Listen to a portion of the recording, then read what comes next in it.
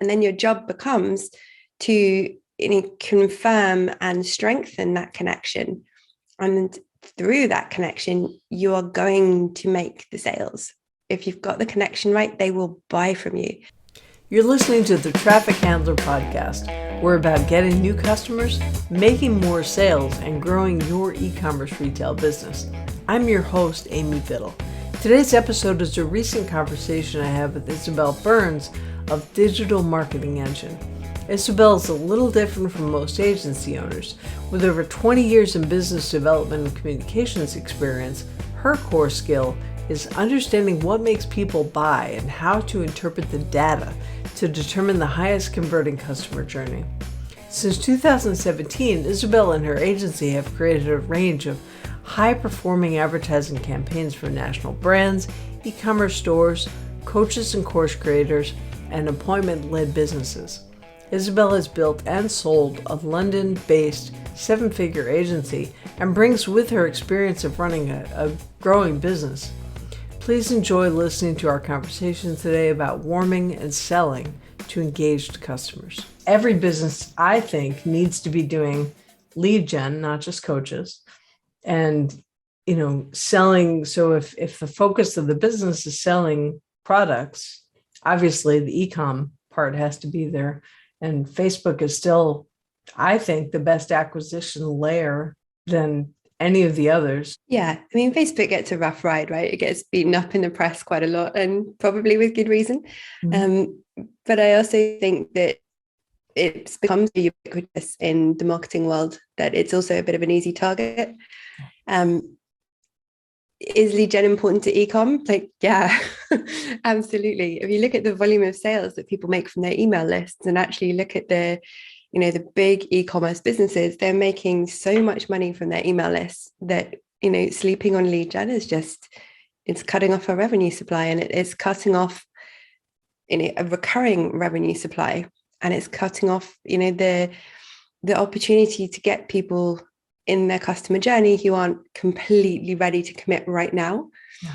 So, I know from experience that I'll look at something and think, oh, that's good. I could use this, in XYZ, or specifically at the moment, because, I explain we're in a rental, we're looking for a house. I see things pop up and I'm like, oh, it's amazing. I love that. I'll sign up to their newsletter because I'm not ready to buy it yet because I don't have the house to put it in. Right. So yeah, I think lead gen it's integral to everything, because at the end of the day, it is the only thing you own, even if people aren't opening them with the same velocity and frequency as they were before. But that might change, that might come back. And if you haven't built your list, then you are completely reliant on the whims of Facebook or TikTok or wherever you're choosing to advertise. It's completely out with your control. You're just pouring money into a function and hoping that it spits out the right result for you. Whereas with email, at least, you can sign up a lead for a lot less money than you can sell a product. Yes, exactly. And it is so expensive to make cold sales. So if you're anticipating the list building so that you can make sales later, list building now is like building an insurance policy in the business. And so you really need to, not just make cold sales now, engagement, interest, and build exactly that. Yeah. And I think, there's no such thing as the perfect Facebook ads campaign. You see these screenshots of people who are like 100 times ROAS, 70 times ROAS, guaranteed 6 times ROAS, and you're like, on what though? What are you guaranteeing that? It's a disappointing part of the industry. I think you get that smoke and mirrors effect, but then when you come down to the fundamentals of good marketing, you would never just focus on one channel. You would be omnipresent. You would have the ecosystem, as I like to describe it, wrapped around you. You'd have, you've got your brand, you've got the product, you've got your super affiliates, you've got your ambassadors for the brand, whether they're, actual employees or just the most loyal purchasers out there. All of these things are different revenue channels. They're different engagement channels, and they all need a little bit of love and attention. Yes, absolutely. But they got to lead somewhere, right? And they have to lead somewhere. The most sensible place to lead is your email list. Right in the middle there. And continually making sales having those new customers integrated in with the emails, list segmenting, making sure that you're saying the right things to the right people. And that's kind of where we started our conversation before, the official podcast part of this conversation, which is messaging. And yes. I can't say it enough, and I couldn't agree with you more. You want to talk about the messaging, idea in the Sure. Huge. So I have to say I bore people to tears with this, but it's so important. We speak to so many clients and so many people who are trying Facebook ads and trying to kind of get the results and are frustrated. And they're quite often, when we peel back the layers, spending all their time and energy focusing on, finding the right target interest. And quite often you go in an audit account and there's like 1,000 different ad sets, each with one interest in it, but they haven't checked the overlap. And it's the mind is just like, I've got to get the targeting right, and then the sales will come. But actually, the targeting it just doesn't work like that anymore, does it? It's going broad. I always say to people, group the things together that are similar and aim for the ballpark, not the back room. Yeah. The getting people into the ballpark is your goal with your targeting. And then actually it's the messaging, it's the ad copy, it's the hook, it's the headline, it's the product description. It's all of those things that make them read it, make them click that little read more, and then make them click the button to shop now or to learn more or to sign up or whatever the CTA is that's relevant to what you've put in there. And I think once people wrap their head around the fact that, I reckon a good 80% of your targeting is actually done in your copy, then that's a total game changer. But in order to get there, it's that customer journey, they're finding you through to just telling all of their mates about you. And in order to discover that, we have to build that connection with people. And then that loops back around to like, why is it important to lead gen? Because then you've got them on your email list and you've got lots of different opportunities to build that connection. And you can give them value and you can educate them and you can take them on the journey with you. And it's not just saying like, hey, here's my thing, buy it now. Hey, here's my other thing, buy this too. Which, people get a bit, I think, numb to, especially now with the volume of people advertising out there is just skyrocketed. Oh, it's huge. I mean, there are more people now on Facebook than there were a year or two ago, which is just mind-boggling to me. But I think in Q4 of last year, it was 2.91 billion monthly average users, which is, it's insane, isn't it? It's insane. It's crazy. And even with the controversies of Facebook, at the end of the day, it's the broad audience, and that's the top of the funnel. And I like to rely on machine learning for that. It's not AI, but machine learning is just the law of large numbers. And you have enough people in the top of the funnel, and you get the right message so that people self-identify, just like what you're talking about, and you'll have success. Yeah, absolutely. And I think that's a really hard concept to wrap your head around. And I think then, sometimes you get the kind of like, well, you've got to be able to narrow the field, or you're paying to reach actually absolutely everybody. But it's that concept that actually the more data Facebook can consume on your behalf, and the faster it can consume that, which is the ad spend element, then the better a result it can find for you. It's kind of, they go so fast that you can't see what's happening. But actually, when you look, there's just like this massive, great big hole already because they've processed so much so quickly. And that's kind of the analogy that you need with Facebook ads. I mean, it's a bit of a random one, I'll grant you that. But it needs to just chomp through really fast to find the thing it's looking for. And once it finds that thing, identifies that thing, then it can go find more of them because it knows what the markers are. Right. And I think, again, the testing piece, which encapsulates all of that, is something that everybody knows they need to do. But then they're kind of like, but I want to make sales while I'm testing. It's like, you probably won't. You just have to have that chunk of budget to find the right ballpark for your game. Yes. And then you can send people there. And then, you know what? Next up, we're testing your messaging.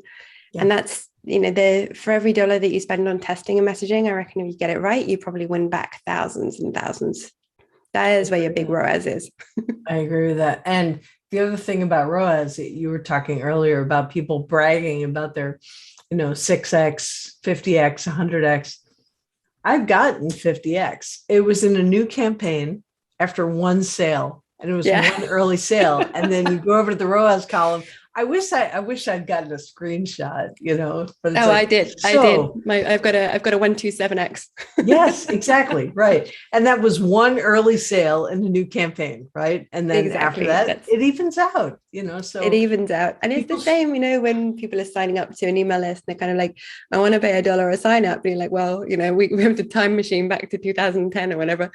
But it's, you get the same thing. You'll get the first couple of signups might come through at like $1, maybe under $1 even. And then, the next few really push it out. And then people are panicking because it's gone up to kind of $3, $4, $5.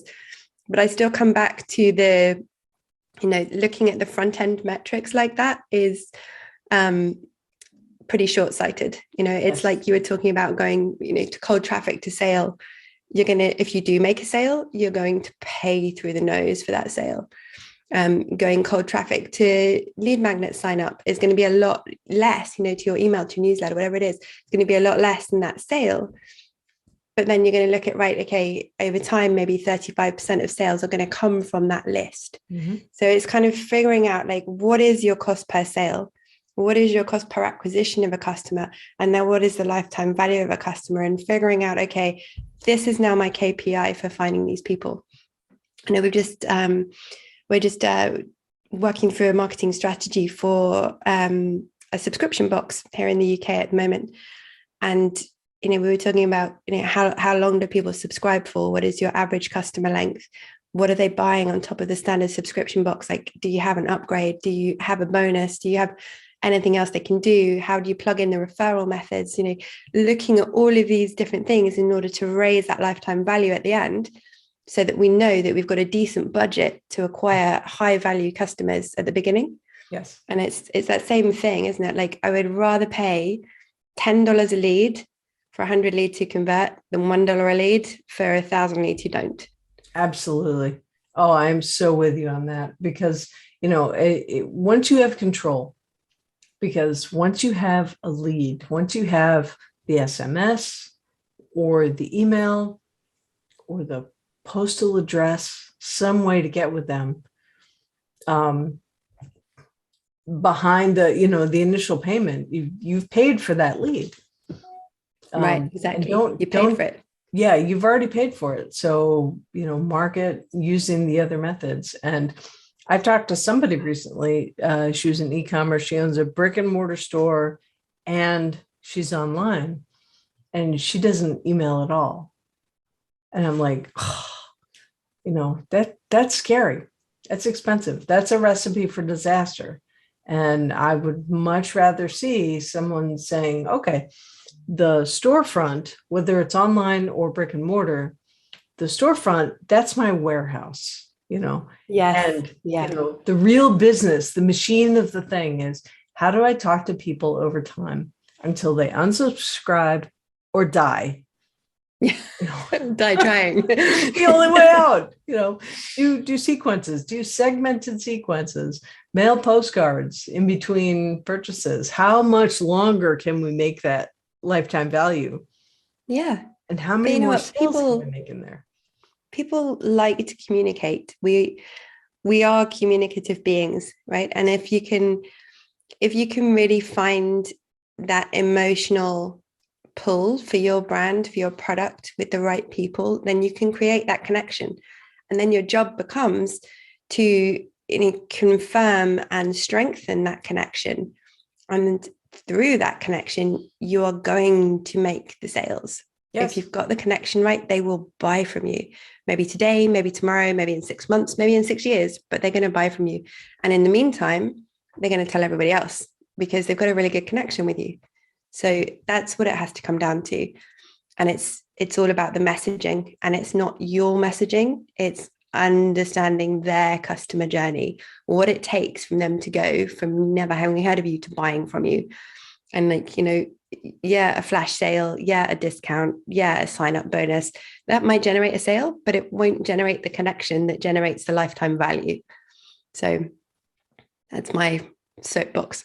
I love it. That's a great soapbox. I think we have the same soapbox. So I hope, that There's room for two. There's room for there's room for two. Do you know Everybody what? needs to be saying that. I'm a big fan of bringing more people onto this soapbox.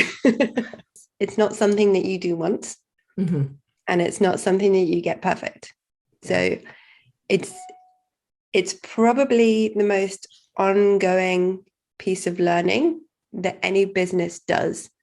And just when you think you've nailed it, your market shifts slightly, because as you educate them, as they understand what your product can do, you are in turn making them a more sophisticated buyer, which means you've got to up level that little bit more. And I think that's the thing that people find really challenging.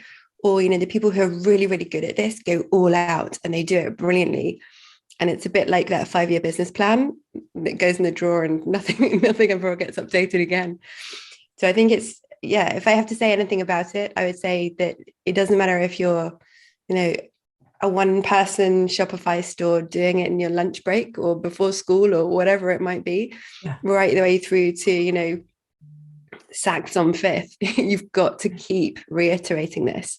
Yes. And you have to keep updating it, and you have to do it properly every time. Mm-hmm. Yeah, that's true. It's not a one and done. The thing that popped in for me when we started this part of the conversation is a product is not a business. No. How many people have you and I both talked to who say, I have this great product, it's killer, I'm going to make $1 million, I'm going to make £1 million. No, it's not about the product. There are more products than the world knows what to do with. Just look at China.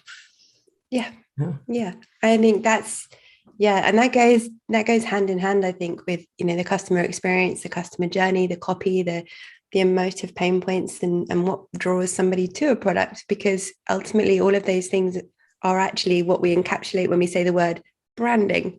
Right. So, we've recently done a validation project with a business here in the UK again, and they have a great product. It's a groundbreaking product. It's absolutely amazing. Everybody should have it in their kitchen cupboard and drink it every day. It's brilliant. Mm-hmm. But they can't get it to take off. And the reason they can't get it to take off is because there's no brand. And they have a real reluctance to become a brand. And the reason for that is because it's a side hustle that they want to take over, but they're not willing to actually put anything into it. So they don't have a face for this brand. They don't even really have a color palette for this brand yet. So all of these things are discussions that we're having as to how that's built up. And that is an enormous job. And I think it's something that you either have to throw a lot of money at to get done properly and well, or you become that brand and you kind of allow it to grow from you. And then you can start to transition into less FaceTime, less, about your life and all of those things. But certainly in the beginning, I think when people are DIYing, they have to become the brand. Yeah. It's very, very hard to make people connect with an inanimate object. Yes. Because they can buy it on Wish for less. Right, exactly. Yeah, go to Wish, go to, Alibaba and buy a case and, whatever. There's 8 million products out there. So even if it is brilliant, and a brand is so much more than just a logo and the color, there has to be, that's just for recognition. That leaps through. Yeah, exactly. A brand, it's that part works. Of the thread, but the mechanism has to be the personality of the brand. The connection. Yeah. Because we live in this #me world. Everybody has a supercomputer in their pocket. Everybody could be online all the time. With nearly 8 billion people on the planet, and almost everybody now, even in the furthest reaches of the poorest countries, people have access to the internet. Absolutely. Absolutely. And, I think people, they know that on one level, but it kind of gets segmented away when they're doing this research and looking at, okay, what do I actually need to do in order to make this sell? You'll see a lot of people will say, okay, I'll build a really good site that's optimized for speed, and then I'll sell lots of product. I'll run some ads and they'll go to the site and I'll sell lots of product. And you think, well, yes, ultimately, but that is the raw mechanics of it. The rest of the things that need to be layered on top are the things that do create that human connection, because we don't buy something, unless it's, I can't even think, incredibly practical. You get the old kind of sell me the pen. You're never going to be like, it's got ink in it and it writes. Right. You're gonna come up with the, oh, it feels good in my hand, it's the right way, and all of those things. And that is ultimately what's creating the connection. Anybody can pick up a pen that writes, but people are going to pay, hundreds of dollars for a cross pen. Why? Yeah. Why? But then, you look at, well, what is a cross pen? What does it say about you? What is a brand? It's a status symbol. It's got history. It's something that people want to be seen, to have, and to use like it's nothing. It's just a pen. Yeah. So all of those things create that emotive connection with that pen, that by owning it, you're going to emulate that brand, that thing, those things that you want to be. It's status. Exactly. You're selling status. You're not selling ink in a barrel. You're selling, who this says I am. Exactly. And so you're drawing on those emotions, on people's wants, right? On their needs and their desires. Mm-hmm. They need a pen, but they desire the status that having a cross pen brings. Yes. Yep. So perfect. Hopefully cross like that analogy. Hey, I'll get them to sponsor this. I think we should. That's good. I'll have to go look at who to call. So I do want to keep this short and consumable. You've already dropped so many, golden, knowledge bombs. People can listen to this podcast and go, make their emails better, SMS messaging, email segmenting, pay attention to cold traffic, but make sure their technology is in place, and then go attach their personality to their brand. Just listening to the information that you and I have talked about today. And so if someone wants to get a hold of you for more, where do they go? How do they get a hold of you? Oh, thank you. That's kind.